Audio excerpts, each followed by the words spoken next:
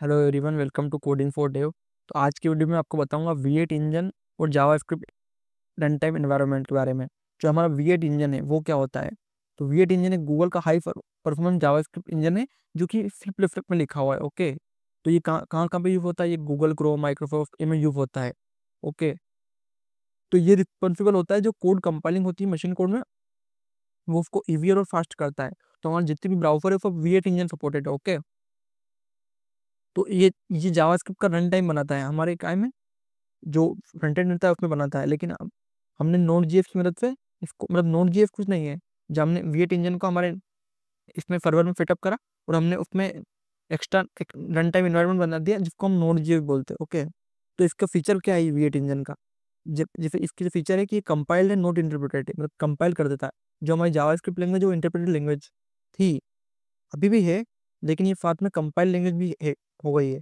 तो मतलब पहले इसमें कोड के लाइन बाय लाइन करता है हमारे फ्रंट एंड में, लेकिन नोड जेएस और V8 इंजन का यूज करके हमने इसको कंपाइल कर दिया है। तो जावा स्क्रिप्ट मशीन कोड में भी कंपाइल हो जाती है और लाइन बाय लाइन भी इंटरप्रेट हो जाती है। ओके, और इसमें जो इसका भी की फीचर है वो जिट कंपाइलर है, मतलब जस्ट इन टाइम कंपाइलर है, जो कंपाइलेशन को बहुत ज़्यादा इंप्रूव कर देता है। ओके, और इसमें जो मेमोरी मैनेजमेंट होता है वो भी बहुत अच्छा है, जिसमें गार्बेज कलेक्शन एफिशिएंट और वो सब ऑटोमेटिकली हो जाता है इस जावास्क्रिप्ट के, इस V8 इंजन में।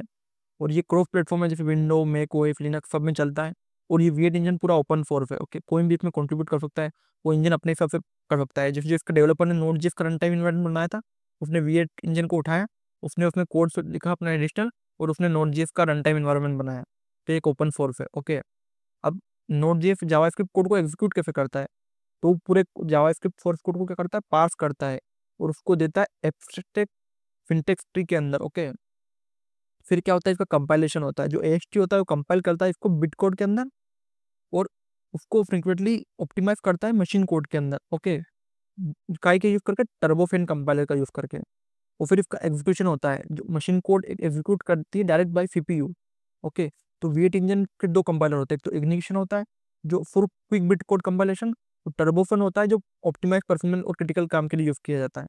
तो जैसे अगर मान लो हमने एक नॉर्मल कोड दिया सम वाला, तो उसमें क्या होगा, सबसे पहले पार्स होगा, AST फिर कंपाइल होगा बिट कोड के अंदर, फिर टर्बोफिन हमारे सम फंक्शन को चलाएगा, और फिर हमारा मशीन कोड डायरेक्टली एग्जीक्यूट होगा। ओके, जैसे अगर मान लो एक कोड है नॉर्मल, जावा इसका कोड है, इसको अगर हमने नोड जीएफ में यहाँ रन करा, ये हमारी इंडेक्स डॉट जीएफ फाइल है, यहाँ हमने रन करा, तो अभी इतनी कितनी फास्ट हो गई प्रोसेस, इस प्रोसेस के पीछे पूरा इतने सारे टास्क परफॉर्म हुए हैं। तो यही है V8 इंजन का फायदा। अब जावास्क्रिप्ट रन टाइम एनवायरनमेंट क्या होता है, जावास्क्रिप्ट रन टाइम होता है जो कुछ सेट ऑफ टूल्स है जो जावास्क्रिप्ट को इनेबल करते हैं, जावास्क्रिप्ट को आउटसाइड ब्राउजर, जावास्क्रिप्ट केवल ब्राउजर के लिए थी, लेकिन उसके बाहर भी उसको यूज करने के लिए ज, जो करते हैं उसको बोलते हैं हम जावास्क्रिप्ट रन टाइम एनवायरनमेंट। जैसे नोड जेएफ हमारा क्या है, JavaScript run time environment. Okay, तो ये API के कारण इवेंट लूप ऑपरेशन कर सकते हैं रन टाइम पे, कॉल बैक क्यों कर सकते हैं पेंडिंग टास्क को। तो ब्राउजर और node JF run time environment में डिफरेंस क्या है। जो हमारे कंपोनेंट्स होते हैं उसमें इंजन रहता है, इसमें ब्राउजर में क्या रहता है, V8 इंजन रहता है, नोड जेएफ में V8 इंजन रहता है। जो ब्राउजर रहता है वो हमारी वेब API, डोम, फेच, अलर्ट, जो भी हम फ्रंट एंड में करते हैं वो चीज़ें करता है। नोड क्या करता है, हमारा API, मॉड्यूल्स को एक्सेस करना, और बहुत सारी चीज़ें, पावरफुल चीज़ें आप कर सकते हो इसका यूज़ करके। जो इवेंट लूप होता है वो ब्राउजर में प्रोवाइड होता है, इसमें हम लिव यूई के साथ मतलब इंटीग्रेट करके लाते हैं। इसमें मॉड्यूल होता है, EF मॉड्यूल होता है हमारे ब्राउजर में केवल। लेकिन अभी जो आपने देखा, तो जो हमारी इंडेक्स डॉट जीएफ फाइल है, जो पैकेट डॉट जेसन फाइल बनी थी, उसमें एक कॉमन जीएफ था। तो ये एक दूसरे तरह का मॉड्यूल है जो हम फाइल को इंपोर्ट और एक्सपोर्ट करने में यूज करते हैं। V8 इंजन का यूज क्या है, तो V8 इंजन क्या है, मतलब नोड जेएफ में V8 इंजन का यूज है, एक C++ पेपर है जो सिस्टम लेवल एक्सेस देता है, जो बिल्ट इन मॉड्यूल देते हैं नोड जेएफ में, जो फंक्शन, फाइल सिस्टम का, पाथ का, HTTP का, वो उसको देता है। और इसको लिव्यू को मैनेज कर करता है, इन लिव्यू मैनेज करता है इनपुट आउटपुट और इवेंट लूप को। ओके, तो ये नोड जीएस को एक फुल टाइम इन्वायरमेंट बना देता है सर्वर के लिए, कि सर्वर के हमारी जितनी भी API का काम है वो पूरा कंप्लीटली हो पाता है। तो इस वीडियो की समरी ये है कि V8 इंजन है वो हमारे क्या करता है, कोड को कंपाइल करता है, एग्जीक्यूट करता है, JS कोड के अंदर कन्वर्ट करता है।